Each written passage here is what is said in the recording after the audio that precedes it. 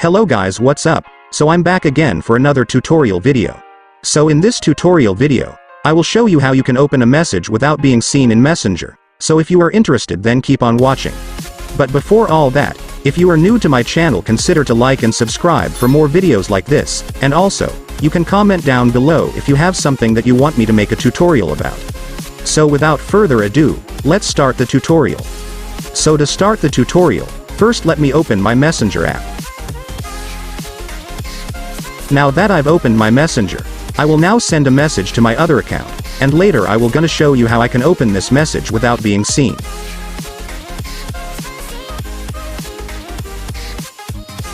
Now that I've sent the message, I will now switch to my other account so I can show you how I will open the message without being seen.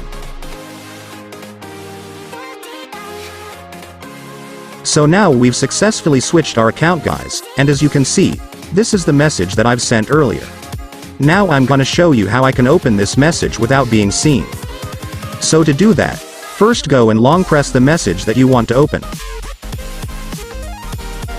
And after you long press, the next thing you gotta do is tap the archive. And after that, tap the menu button at the top left corner of your Messenger. Then go to the archive section. And after that, you can now finally open and read the message without being seen. Just tap the message that you want to open. And there you go. You can now read the message, and don't worry, the sender won't be able to see that you've seen their message. But if you don't believe me, let me prove it to you.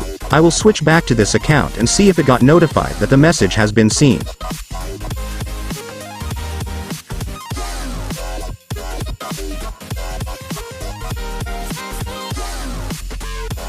Now I will check the message. And as you can see, guys, even though we've already opened and read this message using my other account earlier, it is still not notified as seen, so that just means what we did earlier worked. We've successfully opened the message without being seen. And so that's just how you do it, guys. Now that you've watched this video, you can now do it yourself. And so that concludes our tutorial video for today. I hope it helped you. Don't forget to like and subscribe for more videos like this, and also you can comment down below if you have some questions or if you have a problem that you want me to make a tutorial about. So that's all, guys. See you in my next video. Thanks for watching. Goodbye.